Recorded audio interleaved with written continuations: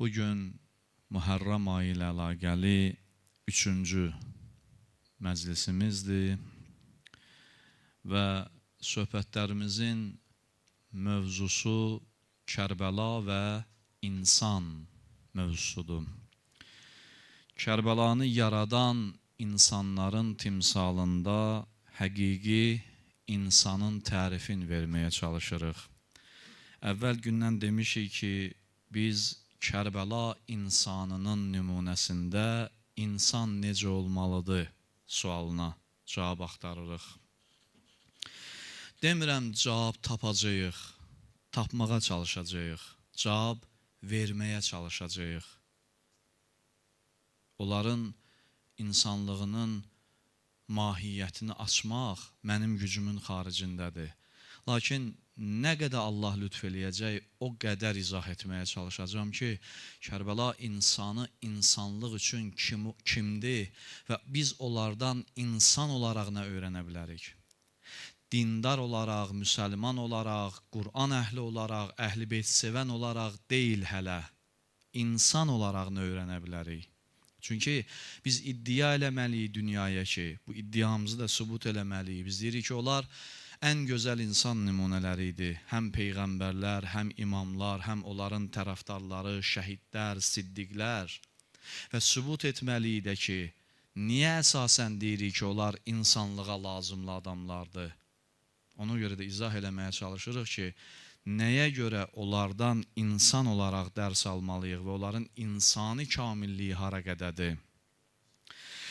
Dünən Kərbəla insanının hər tərəfli, kamil və tarazılıqda olan insanlıqları barəsində danışdıq. Tarazılığı barəsində danışdıq. Bugün də mən Kərbəla insanının bir insani özəlliyi, bir insani keyfiyyəti haqqında danışacağım sizə. Bugünkü mövzumuz da mühümdür və əvvəlcədən də bu ağır mövzunu rahat başa düşmək üçün diqqətli olmaq lazımdır. Bugünkü danışacağım özəllik Kərbəla insanının, Kərbəlanı yaradan insanların öz yollarında, öz hədəflərində, öz istəklərində müəyyənləşməsi idi. Kərbəla insanı müəyyənləşən insanlar idi. Bunu bir balaca açaq. Müəyyənləşən insan yəni kim? Necə olur müəyyənləşən insan? Kərbəla insanı özü üçün nəyi müəyyənləşdirmişdi ki? Bir neçə şeyi müəyyənləşdirmişdi. Ona görə bugün də tarixin səhifələrində qızıl kimi parıldayırlar. Müəyyənləşən insanlar tarixin bütün dövrlərinə ötürülə bilirlər. Tarixin bütün dövrlərində yaşamaq qüdrətinə malik olurlar. Müəyyənləşmiş insanların belə bir gücü var. Yaxşı, onlar nədə müəyyənləşmişdilər? Bax bunda. Onlar müəyyənləşmişdilər ki, nə istəyirlər, hara gedirlər, nəyə inanırlar, kimin yanındadılar, nə üçün onun yanındadılar. Deyirlər, bu barədə hədis də mən oxumuşam, deyirlər, xoşbəxt o insandır ki, 3 şeyi bilir. Xoşbəxtliyin düsturu. 3 şeyi bilir. Hardan gəlib, nə üçün gəlib, hara gedəcək. Bu 3 şeydə müəyyənləşən insanlar idi, Kərbəlanın insanları. Sizə elə gəlir, rahatdır bu. Müəyyənləşmək rahatdır, yox, çətindir. Bunu hər adam da bacarmır. Kərbəla insanı əgər bu 3 məsələdə müəyyənləşməsəydi, konkretləşməsəydi, dağınıq olsaydı, öz mövqeyində sona qədər qala bilməzdi. Bugün insanlar bu qədər texnoloji inkişaf var, bu qədər xüsusi imkanlar artıb. Amma buna rəğmən niyə insan getdikcə aramlığını itirir? Niyə insanın narahatlığı çoxalır? Niyə insan bu boyda inkişafın müqabilində xoşbəxt hiss eləmir özünü? Niyə insan narahatdır? Niyə bugün hamı xoşbəxtliyi əlçatmaz hesab eləyir, huzuru əlçatmaz hesab eləyir? Niyə keçmişin insanı bizdən çətinlikdə yaşasa da bizdə nisbətdə daha xoşbəxt idi, daha aram idi? Niyə biz onlar kimi deyilik, halbuki onlardan daha yaxşı dövrdə yaşayırıq? İmkan baxımından, hər baxımından daha yaxşı dövrdür. Bunun neçə səbəbi var. Biri də budur ki, insanlar bir hədəfdə müəyyənləşə bilmək tarazlığını itiriblər. Bir vahid hədəfdə müəyyənləşmək tarazılığı itib. Müxtəlif seçimlərin, müxtəlif həyat tərzlərinin, müxtəlif ideologiyaların arasında çaşbaş qalıb bugünün insanı. Ki, hər gün bir dənə peyğəmbər çıxır. Heç Bəni İsrailə bu qədər peyğəmbər gəlməmişdi. İndi hər gün bir peyğəmbər çıxır. Bir iddiası çıxır ortalığa. Bir həyat modeli, həyat tərzi, düşüncə tərzi istehsal eləmək iddiasında olanlar çıxıblar ortalığa. Cəmaət çaşbaş qalıb bu ideologiyaların, bu düşüncələrin arasında. İnsan, dünən dedik kamilləşmək məsələsi. İnsanda kamilləşmək istəyi yaranandan sonra müəyyənləşmək istəyi də yaranmalıdır. İnsan bunu zəruri ehtiyacı olaraq hiss eləməlidir ki, mən müəyyənləşməsəm, xoşbəxt olmayacam da. Mən huzur tapmayacam. Mən aram olmayacam müəyyənləşməyənə qədər. İnsan gərək özündə düzgün seçim eləyə bilmək və seçimində müəyyənləşmək bacarığın formalaşdırsın özündə. Əks halda insan avara qalacaq. Avara olacaq, bildiyiniz avara. O, onun bunun dalınca qaça-qaça avara olacaq və dünyadan köçəndə də əli boş olduğunu görəcək. Yəni, heç nə ortalığa çıxara bilməyəcək insan. Nə dünyası olacaq, nə axirəti. Quran bunlara deyir ki, xusran. Mən dedim axı əvvəldə sizə ki, mən Əsr surəsinin ətrafında danışacağam. Uca Allah buyurur, vəl-əsr, innəl insənə ləfī xusur. İnsan ziyan içindədir. İlləl-ləzīnə, o kəslər istisna. Allah təqdimatda insanı necə təqdim edir? Xusran içindədir, yəni ziyan içindədir. Niyə ziyandadır? Çünki müəyyənləşməyib. Avaradır. Avara qalıb. Avara o demək deyil, insan küçədə yatsın. Ən bahalı evdə, ən bahalı işə sahib insan da avara qala bilər. Müəyyənləşməyə bilər. Quran, gəlin Qurana müraciət eləyək. Görək, Quran nə deyir bu barədə? Sözümüz Quran üzərindən davam eləsin. Uca Allah Zümər surəsində bir ayə nazil eləyib buyurur ki, Fəbəşşir ibadi, Peyğəmbər, müjdə ver, bəşarət ver, xoş xəbər ver, ibadi, mənim bəndələrimə. Bütün hamısına, yox, Allah hamiyə xoş xəbər deməz axı. Allahın xoş xəbəri bilirsiniz nə deməkdir? Yəni, o bəndələrim axırı yaxşı olacaq. Onların vəziyyəti əladır, superdir. Bir dəstə bəndə var, onlara müjdə ver. Denən narahat olmasınlar da, əladır hər şey. Belə davam eləsinlər, əla olacaq. Kimdə olar? Davamında buyurur. Əl-ləzīnə yəstəmi'unəl qavlə fəyəttəbi'unə əhsənəhu. O kəslər ki, müxtəlif sözlər eşidərlər, onların ən gözəlinə tabi olarlar. Tərifə baxın, nə qədər söz eşitsələr də çaşmırlar, müəyyənləşirlər, nəyin ətrafında? Ən gözəlin ətrafında. Davamında buyurur. İndi tərif eləyir o kəsləri. Əvvəl xüsusiyyətin deyir, sonra tərif eləyir, kimdə olar, onların aqibəti necə olacaq? Buyurur ki, Ulaikəl-ləzīnə hədəhumullah. O kəslərdir ki, onlar Allah tərəfindən hidayət olublar. Allahın hidayət etdiyi kəslər olardı. Davamında buyurur. Və ulaikəhum ulul əlbəb. Və onlar ağıl sahibləridir. Gördünüz ayənin təqdimatın iki dənə gözəl nemət var. Bir ağıl sahibi olmaq, bir hidayət olmaq. Allah bir dəstədən danışdı. Dedi, onlar həm Allah tərəfindən özü birbaşa hidayət olublar, həm də ağıl sahibləridir. Allah bir adama deyə bu ağıllıdır. O adamın misli yoxdur həyatda. Kimə dedi Allah ağıllı? Müəyyənləşən insanlara müxtəlif sözlər eşitsələr də ən gözəlinə tabe olarlar. Uca Allah həm ağıllı adamların, həm hidayət olanların xüsusiyyətini açıqladı bu ayə. Və Qurana görə kim də ağıllı insan deməli, nəticə çıxardırıq. Ağıllı adam odur ki, bu qədər rəngarəng, çox çeşidli, bu qarışıq bir dünyada, bu fəzada ən yaxşı, ən xeyirli istiqamətdə müəyyənləşə bilsin. Görürsünüz, ən gözəl istiqamət hansıdır? Ən yaxşı yol hansıdır? Onu tapıb, onda da müəyyənləşib. Allah deyir, mənim hidayətimdə də olar və ağıl sahibidir. Halal olsun onlara belə deyək. Fəbəşşir ibadi. Müjdə ver, bəşarət ver, xoş xəbər ver o bəndələrimə. Bugün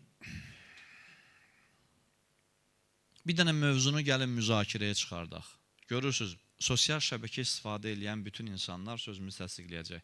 Bir dənə mövzunu müzakirəyə çıxardaq. Cəmaatın qabağına, Facebooka ya bir başqa bir sosial platformada görəcəyik ki, bir mövzu haqqında yüzlərlə müxtəlif fikir irəli sürüləcək, eşidəcək, oxuyacaq. Hamısı da düz olmaq iddiası ilə. Hamı fikir bildirəcək, deyəcək, ən düzünü də mən deyirəm. Bu yaxınlarda bir xəbər eşitdik ki, bir nəfər yıxılıb kanalizasiya quyusuna. Dedilər. Hələ video görüntü yox idi, mən görürdüm cəmaat nələr yazırdı. Biri deyirdi ki, başı girib telefonun içinə ona görə. O birisi deyirdi piyan olub. Bu birisi deyirdi avaradır, o birisi deyirdi bir cür. Sonra video çıxdı ortalığa ki, sən demə yazığın əlində nə telefon var, nə piyan idi bu bədbax. Sadəcə gözləmədiyi bir yerdən, diqqətsizlik də eləmədiyə yol çöktü, getdi içinə. Cəmaat, insanlar istənilən bir mövzuda bildi, bilmədi, öyrəndi, öyrənmədi, nə gəldi danışmağa öyrənib artıq, adət eləyiblər. Hamı da deyir, ən düzün mən deyirəm, mənə qulaq asın, mən düz bilirəm. Zaman göstərir ki, heç çoxu sən demə səhv bilir, çoxu heç bəzi şeylər düzmür. Bir misal çəkdim də sizə, çox dərin misal çəkmədim, elə gündəmdə olan bir hadisədən misal çəkdim. Bəzən o qədər absurd, dəxlisiz iddialar da görə bilirik ki, təəccüb edirik ki, görəsən bunu düşünən insan nə ilə qidalanır, nə yeyir, nə içir, necə olur ki, adam gəlir bu cür düşünür. Seçimlərin çoxluğu, bu dünyada bu qədər seçimlər var, nə qədər seçim. Seçimlərin çoxluğu insanın biraz başının itməsinə və biraz da səhv qərar verməsinə səbəb olur. Seçimlərin çoxluğu bilirsiniz insanı nə vəziyyətə salır. İnsan bir şeyi seçir, sonra 3 gün sonra deyir, ayda kaş başqasını seçəydim. O qədər çoxdur seçim ki, bir şeyi seçən kimi bir neçə gündən sonra təəssüflənir. Filan kəsdə filan şey var idi, gərək onu seçərdim. Onda o var idi, onu seçərdim. Bu qalır seçim arasında. Gedir evinə divar kağızı seçir, 3 gündən sonra gedir qonşuda başqasını görür, ayda bunu seçərdim. Maşın alır, sonra başqasını görür, bunu seçərdim. Nə bilim, nə alır, nə seçir, hamısında dərhalda peşman olur, deyir, kaş başqa şey seçəydim. İnsan bu seçimlərin içində, ona görə hüzurda deyil adam. Ona görə xoşbəxt hiss eləmir özünü. Seçdiyi bir seçimdə müəyyənləşə bilmir. Mən bunu seçmişəm, elə budur da, bu yaxşı budur, mənim üçün yaxşı da bu. Qoyla razı olum, oturum da, yox, nə danışsan, filan kəsdə filan şey var, mən də gərək onu seçəydim. İndi seçməmisən də, o onu seçib, sən bunu seçmisən.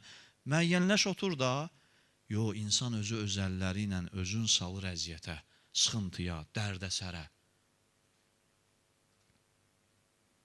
Dahi Nizami gözəl deyir, Şeyx Nizami deyir, kamil bir palançı olsa da insan, yaxşıdır yarımçıq papaqçılıqdan. Papaqçılıq bahalı sənət olub vaxtında. Palan da ki, bilirsiniz də, heyvanın üstünə atılan müəyyən örtü idi, onu tikərdilər. O biraz ucuz sənətdir, papaqçılıq hara, palançılıq hara. Deyir, eybi yox, bir adam kamil palançı olsun, yarımçıq papaqçı olmaqdan. Bir adam ki, papaqçılıqda müəyyənləşməyib, amma kamilləşib nədə? Palançılıqda. Palançılıq kamilləşməyən papaqçılıqdan yaxşıdır. Bir işdə, bir dənə işdə müəyyənləşib onu yaxşı bacarmaq 5 dənə işi yarımçıq bacarmaqdan yaxşıdır. 10 dənə xarici dil bil, yarımçıq bil, birin bil, yaxşı bil, əla bil, o birini bilsən sənə mütəxəssis deyəcəklər. 10 dənə yarımçıq dil bilənə mütəxəssis deməyəcəklər. Məşhur filosofumuz olub, Azərbaycanlı filosof Əbülhəsən Bəhmənyar Əl-Azərbaycani. Bu, onun bir sözü var, deyir ki, gözəl sözdür, deyir, mən müxtəlif elmləri bilən adamlarla mübahisə eləyəndə, elmi mübahisə, həmişə onlara qalib gəldim. Amma bir elmi bilənlə mübahisə eləyəndə məğlub oldum. Niyə?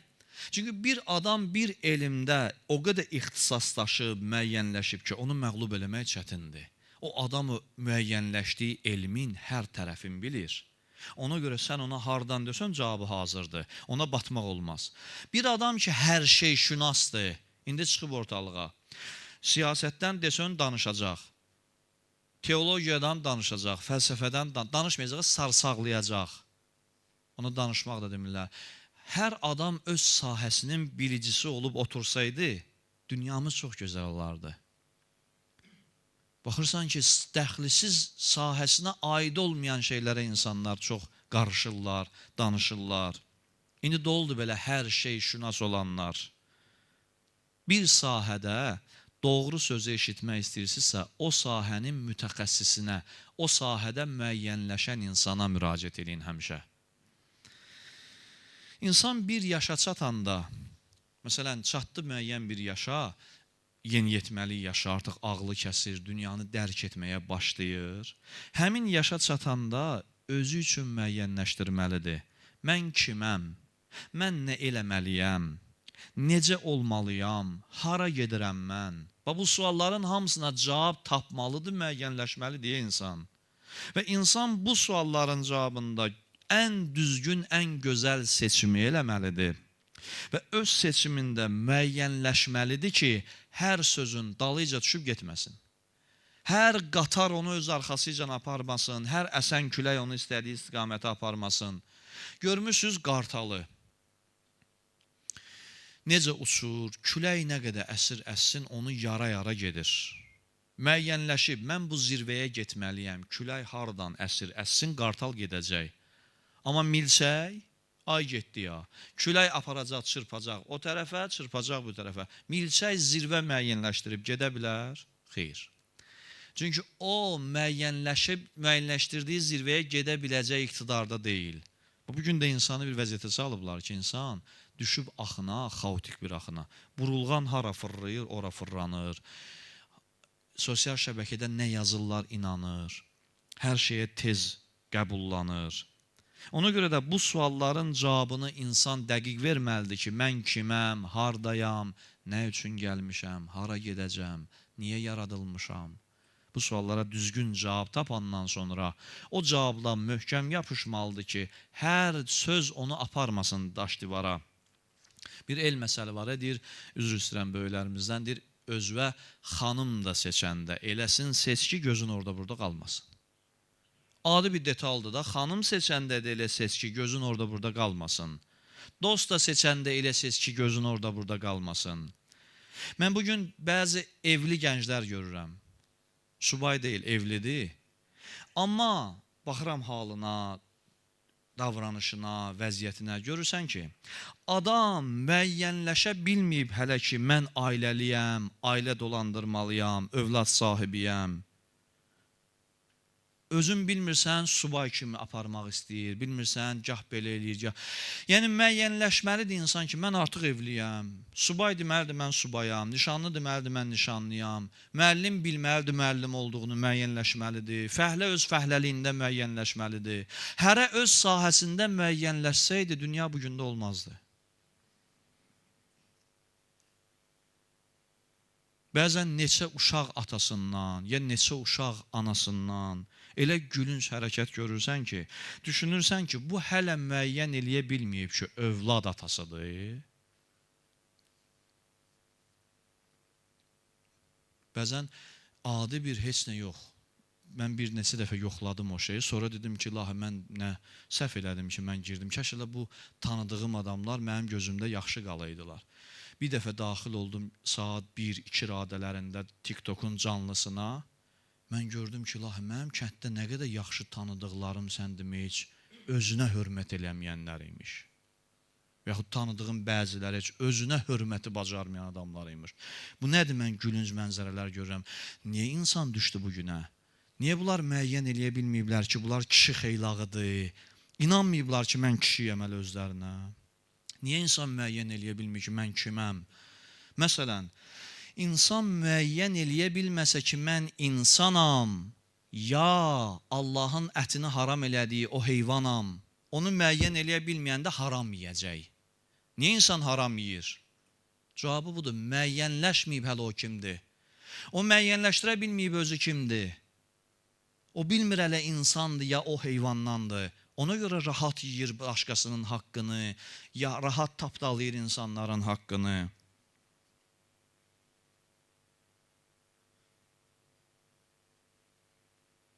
Aman, aman, aman, yolunu tapa bilməyən, müəyyənləşməyən insanların şərrindən. Aman. Həm Qur'an-ı Kərim, həm Kərbəla insanları bizə öyrədirlər ki, hər şeyin təsirinə düşməyin, konkret olun, müəyyənləşin, dəqiqləşin. Kərbəla insanının bir hədəfi var idi. Yerdə qalan bütün istəkləri, bütün hədəfləri, bütün arzuları, hamısı o hədəfə bağlı idi. Bu müəyyənləşmək budur. Bir dənə əsas hədəf seçirsən, yerdə qalan hər şey ona xidmət eləyir. O hədəfə bağlı, o hədəfə səni aparır. İnsanın da həyatda bir dənə dəyişilməz hədəfi olmalıdır. O olmayanda mən 100 xütbə eləyim, 100 danışım. Sən müəyyənləşməmisənsə, mən sənə kömək eləyə bilməyəcəm. Peyğəmbər də kömək eləyə bilməyəcək. Qur'an da kömək eləyə bilməyəcək. Allah dedi axı ki, mən hidayət eləyirəm kimi? Müəyyənləşən adamları. Nəyin ətrafında? Ən gözəlin ətrafında. Müxtəlif variantın seçimin içində ən düzgünün seçə bilən adamın Allah hidayət eləyir. Bunu bacarmırsansa Allah səni hidayət eləməyəcək. Allahın hidayəti necə olur? Sirri bax budur. Sən müəyyənləşməlisən ki, mən ən yaxşı nədir? Onda sən hidayət olacaqsan. İnsan həyatını elə bir hədəfin uğruna yaşamalıdır ki, insanlığın tərifini deyirəm, mən bütün bir cümlənin içində böyük bir sözdür bu. Bunu biz alimlərimizdən eşitmişik, mən də sizin üçün oxuyuram, deyirəm. Deyir, insan həyatını o şeyin uğruna yaşamalıdır ki, ondan daha yaxşısı olmasın. Başa düşdünüz nə deməkdir bu? Yəni daha yaxşısı olmasın ki, gözün qalmasın ki, ilahi, kaş bunu seçəydim. Ən yaxşı hədəfin uğruna yaşayasan, ən gözəl hədəfin uğruna yaşayasan, gözəl hədəfin yox ha, ən gözəl hədəfin uğruna yaşayasan.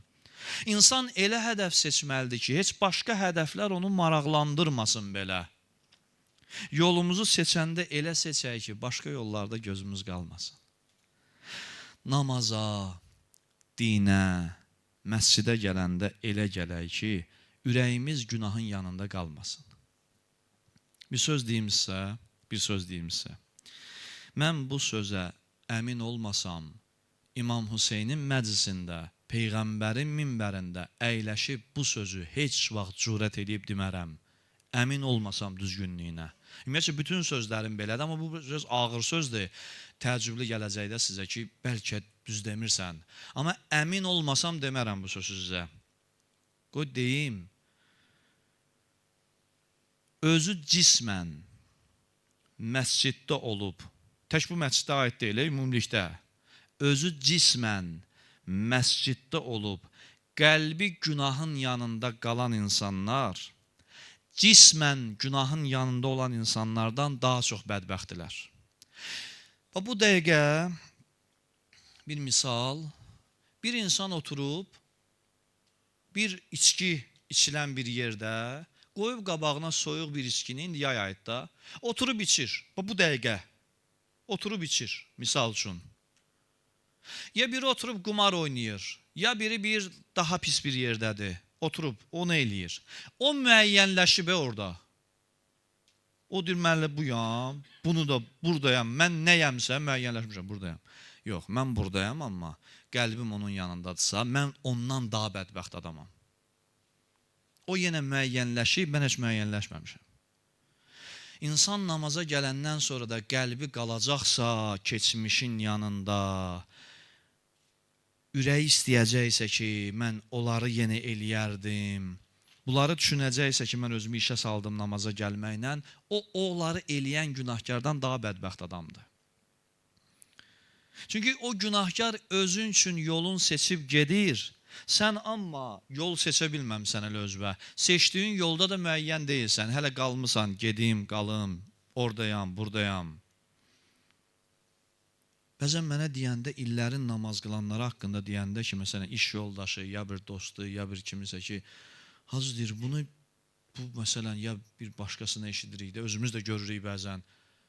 Adam deyir, neçə gündür namazların qılmır. Niyə de bu, adam niyə namazın qılır? Niyə müəyyənləşməmisən sən, ay namaz qılan? Niyə müəyyən eləməmisən ki, sən namaz qılansan, yoxsa qılmayan? Dəqiq təyin elə də özünü də, kimsənsən, nə istəyirsən sən, niyə oyun oynayırsan? Özünü niyə aldadırsan? Ya get dünya əhli ol, ya axirət əhli ol. Ya xudanı seç, ya xurmanı seç, qalma ortada. Özünü avara eləmə. Özünü avara eləyən insanın aqibəti günahkarın aqibətindən pis olur həmişə.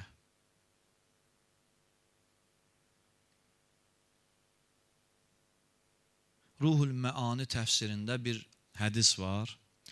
Bir nəfər gəlir Peyğəmbər sallallahu deyir ki, ya Rasulallah, mənim sizə bir sualım var. Peyğəmbər buyurur, de. Deyir, ey Allahın Rəsulu, bəzən həm Allahın razılığını qazanmaq üçün, həm də cəmaat arasında adımız çəkilsin deyə öz mal dövlətimizdən xərcləyirik. Ya Rasulallah, buna görə bizə mükafat düşür. Allah bu əməlimizi qəbul eləyəcək. İndi Peyğəmbərin cavabına baxın. Nə demir hə, nə demir yox. Peyğəmbər buyurur. Elə ona görə bu şəxsiyyətləri mən sevirəm ki, bunların verdikləri cavablar heç kimin verə biləcəyi cavab kimi deyil. Fundamental tərif verirlər birbaşa. Peyğəmbər ağzını açıb danışanda, Əhl-i-Beyt danışanda birbaşa dərmanın necə yarandığını göstərir. Dərmanı vermir sənə. Necə yaranıbın düsturun verir sənə az qala. Peyğəmbərin sözünə baxın, buyurur. İnnəlləhə Teala la yəqbəlu illə mən əxləsələh. Cavabı budur Peyğəmbərin, mənası budur. Allah yalnız ixlasla görülən işi qəbul eləyir. Yəni, yalnız Allah üçün səmimi görülən işi qəbul eləyir. Bu hədisdən çıxan məna budur ki, Allah hələ də öz niyyətində, yolunda, hədəfində müəyyənləşə bilməyən insanın əməlin qəbul eləmir. Allah ikili oynayanlardan qəbul eləmir. Başa düşdünüz nə demək istədi Peyğəmbər? Yəni kim ki ikili oynayır, həm Allahı razı salmaq istəyir, həm cəmaatın razılığını istəyir, çox sağ olun istəyir, adı çəkilsin istəyir, Peyğəmbər buyurur, Allah bir yönlüdən qəbul eləyir. İkili, üçlü oynayan, iki üzlü, üç üzlüdən qəbul eləmir Allah.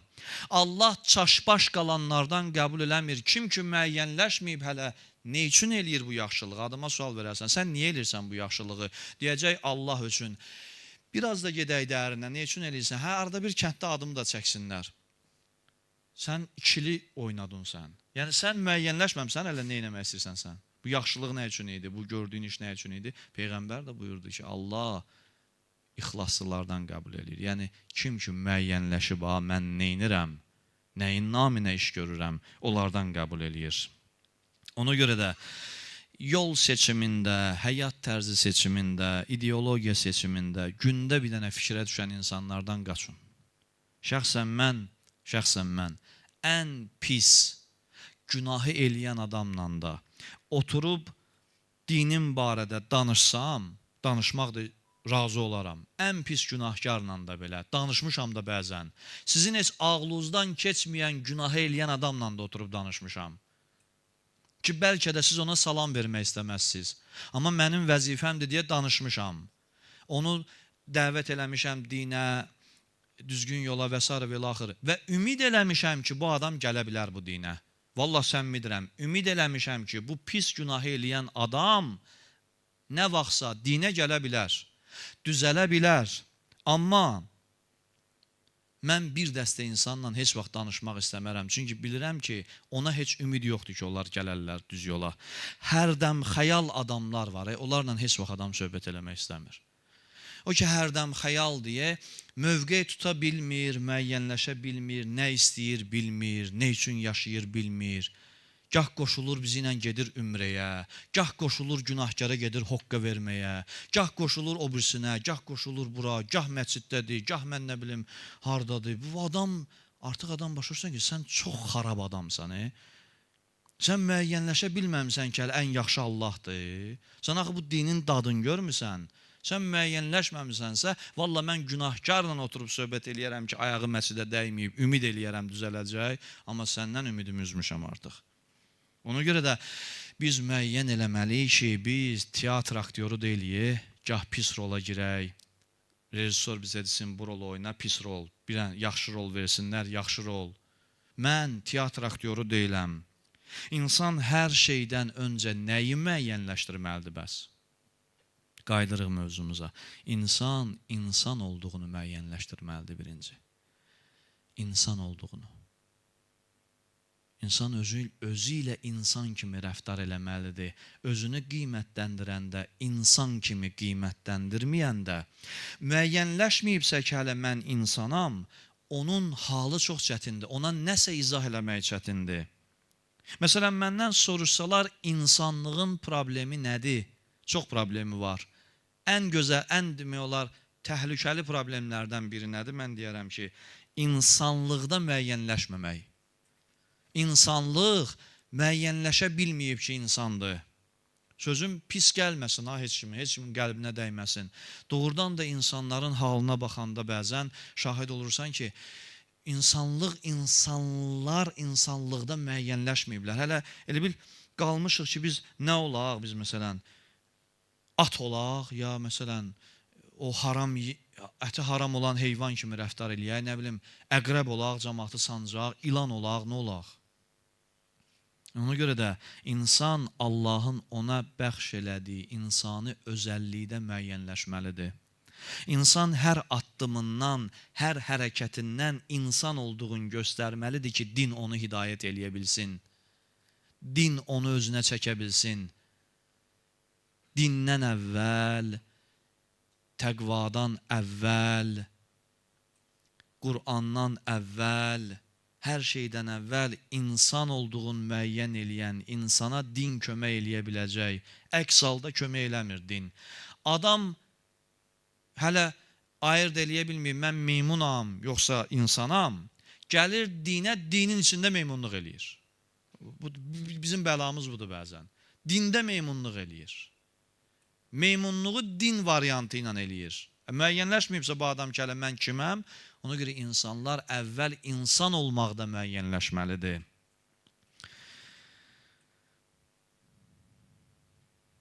Öz mahiyyətində müəyyənləşə bilməyən insan çox qorxulu bir varlığa çevrilməkdədir getdikcə. Niyə insanlardan getdikcə qorxuruq? Məsələn, insan bir mübahisə yaranan kimi, bir adi bir maşındır da, məsələn, yaxın getdi bir-birinə. Ya o ona bir çıxanda çiyini dəydi. İnsan olmağında müəyyənləşməyib deyənə, dərhal baxırsan ki, bayaqdan bu insan görkəmində olan insanın içində bir dənə vəhşi bir şey çıxdı. Elə bir anın içində insan zombiyə çevrildi. Başladı dava, dalaş, səs-küy bastı aləmi. Qardaş, bayaqdan mən baxırdım, sən elə bildim insansan, sən demə bağışla sən Allah, mən elə bildim insansan. Elə adıma deyəsən ki, qardaş, mən səhv saldım səni, qardaş da yox, öz üstəmdə bir başqa şey, varlıq, ay həşərat. Mən elə bildim sən adamsan, sən Allah bağışla. Doğrudan bəzən insanlara belə demək istəyirsən, bəzilərinə ki, mən bağışda sənə insan bilmişdim. İnsanlığın yolundakı çox təhlükəli problemlər qalıb bir kənarda. Bunlardan danışan yoxdur. Hər ağzı söz tutan, indi durub ayağa başlayıb ki, 1400 ildir şəhid olan bir ərəbə ağlayırsınız. Mən elə bu mövzudan onlara cavab vermək istəyirəm ki, həmin adamlara, o ki deyirlər, bu qədər problemlər qalıb heç birini qabarda bilmirlər ha. Hamının gücü bizə çatır. İndi dəbdir də, intellektual görsənmək üçün, ağıllı görsənmək üçün, savadlı görsənmək üçün şiyyəliyi vururlar. Şiyyələri xüsusən vururlar. Matəm, İmam Hüseynə matəm saxlayanları vururlar. Mən də cavab verirəm onlara. Bilirsən, mən niyə 1400 ildə əza saxlayıram? Sənin kimi vəhşiləşməyim deyə. Səni kimi insanlığımı itirməyim deyə. Ürəyimdə mərhəmət hissi azalmasın deyə. Qəlbim daşdaşmasın deyə gəlib ağlayıram İmam Hüseynə. Səni kimi daş ürəkli olmayım deyə ağlayıram İmam Hüseynə. Sənə çevrilməyim deyə ağlayıram İmam Hüseynə. İnsanlığımı unutmayım deyə gəlirəm, hər il insanlığın qəhrəmanlarını yad eləyirəm. Azğınlaşıb heç kimə pislik eləməyim deyə, zülm eləməyim deyə, Yəzidə, Şümrə, Hərmələyə, İbn Sədə ona görə lənət oxuyuram ki, azğınlaşmayım, onlara çevrilməyim. Deyir, niyə lənət oxuyursunuz onları? Qardaş, sən niyə lənət oxuyuram? Onlara çevrilmək istəmirəm. Onlar kimi olmaq istəmirəm. Mən də mövqeyimi belə qoyuram ortalığa. Deyirəm, ilahi, lənət elə Yezidə, mən onu kimi olmaq istəmirəm. Lənət elə Şimrə, mən onu kimi olmaq istəmirəm, uşaq vurmaq istəmirəm, terror eləmək istəmirəm, qadınları döymək istəmirəm, zülm eləmək istəmirəm. Nəyi pisdir bunun? Ona görə də Kərbəla insan kimi qalmaq istəyənlərin başa düşəcəyi bir məktəbdir. İnsan olmaq arzusunda olanların, insanlığında qalmaq istəyənlərin, insanlığında müəyyənləşənlərin başa düşəcəkləri bir dastandır, bir insanlıq dastanıdır. Kərbəlanın bir qəhrəmanından danışım, bir insanından danışım sizə. Kərbəlanın öz yolunda müəyyənləşən bir insan nümunəsi var idi. Təbii olar, hamısı bu nümunələrdən idilər. Birini danışıram da. Həccac ibn Məsruq, Allah ruhun şad eləsin, Kərbəla şəhididir.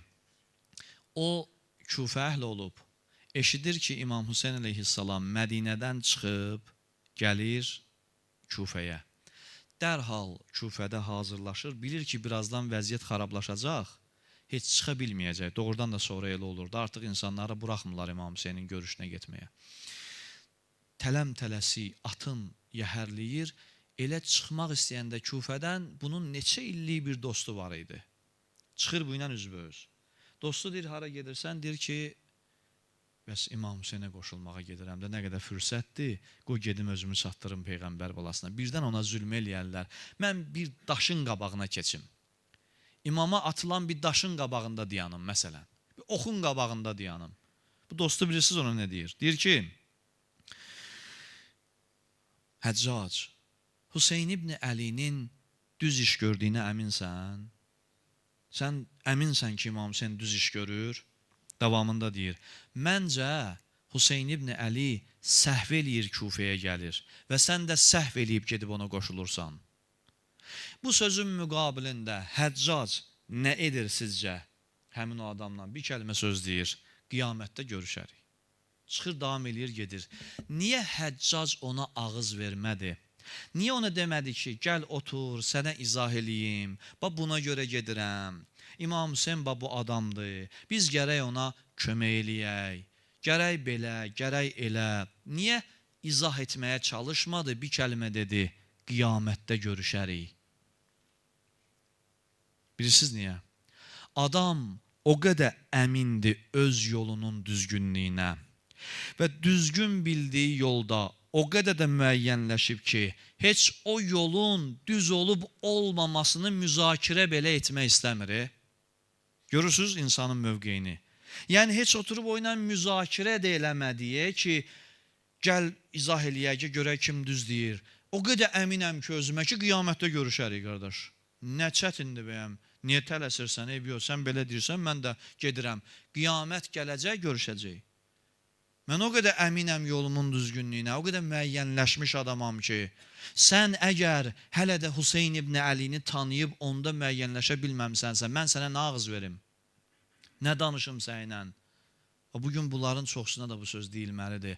Sən hələ də Hüseyn ibn Əlinin kim olduğun, nəyə xatir döyüşdüyün, nəyi qoruduğun, necə insan olduğun müəyyən eləyə bilməmisənsə, mən sənə nə izah eləyim, nə deyim sənə? Mən də Həccac ibn Məsruqun dediyi kimi bəzi adamlara deyim ki, qiyamətdə görüşərik inşallah. Və bu mövzunun Əsr surəsi ilə bir əlaqəsi var. Onu izah edeyim sizə, yavaş-yavaş sözümü tamamlayayım.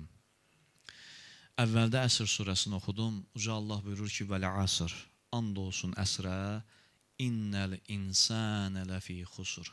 Həqiqətən insan ziyan içindədir.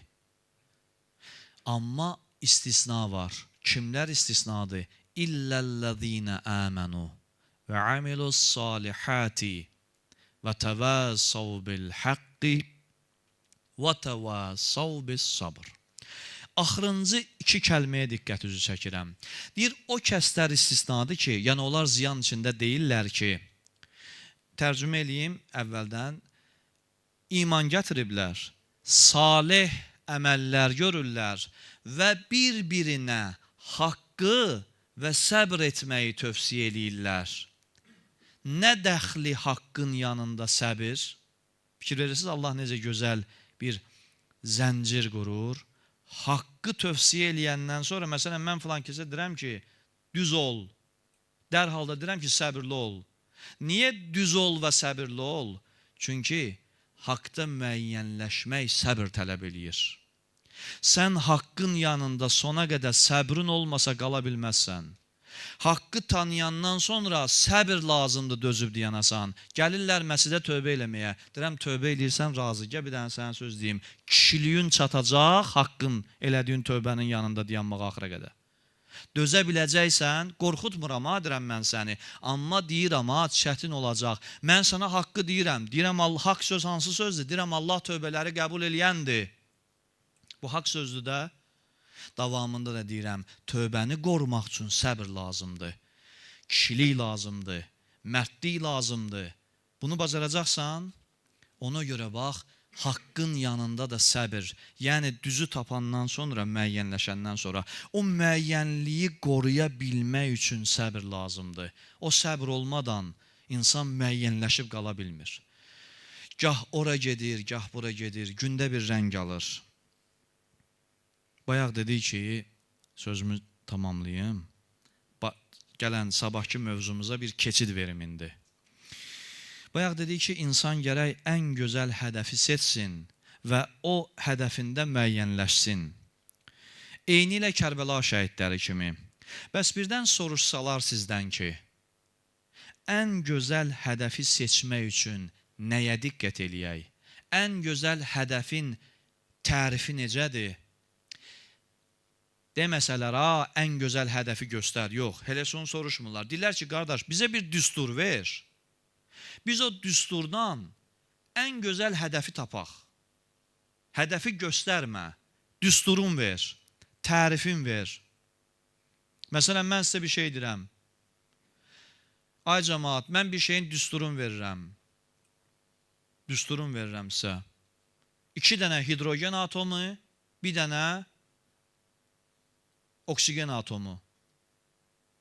Dərhal birləşdirdin su. Düsturun verən kimi başa düşdün ki, söhbət sudan gedir. Düz? H2O. İndi.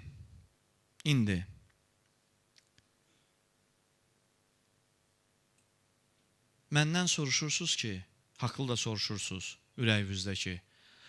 Ən düzgün yolun tərifi necə olmalıdır? Seçəndə nəyə diqqət eləyək? Biri maşın almağa gedir bazara, tövsiyə edirlər ona, filan yerinə baxa, filan yerinə baxa, filan yerinə bax. Bu 3 detalına bax, yaxşıdırsa al. Başqa şeylərə çox fikir vermə. Düz? Çünki o 3 detal maşının əsas özəlliyidir. Onlara düzgündürsə, yerindədirsə, deməli maşında o qədər də çox problem olmayacaq. Bəs haqq olan, ən düzgün olan, seçim olan yolu tanımaq üçün nəyə diqqət eləyək ki, aldatmasınlar bizi? Sizcə bir müsəlman hədəfi seçəndə nəyə baxmalıdır? Çox cavab vermək olar. Amma gəlin birlikdə ən gözəl hədəf üçün bir dənə tərif çıxardaq. O tərifi deyim və tərifin cavabın, tərifdən çıxan nəticəni sabahlar izah edeyim. Ən gözəl hədəf üçün bir tərif verə bilərik. Uğrunda yaşanılası ən gözəl hədəf elə olmalıdır ki, ölüm bizi o hədəfdən ayrı salmasın, əksini ona yaxınlaşdırsın. Bu qədər sadə. Nəyin uğruna yaşayacaqsansa, o şey seçkinən ki, ölümlə ondan ayrılmayacaqsan, əksinə ona yaxınlaşacaqsan. Və bu nədir? İmam Hüseynin və Kərbəla şəhidlərinin seçdikləri bu ali hədəf nə idi? Allah nəsib eləyər. Sabahlarki söhbətimizdə inşallah bunu geniş şəkildə izah eləyər inşallah.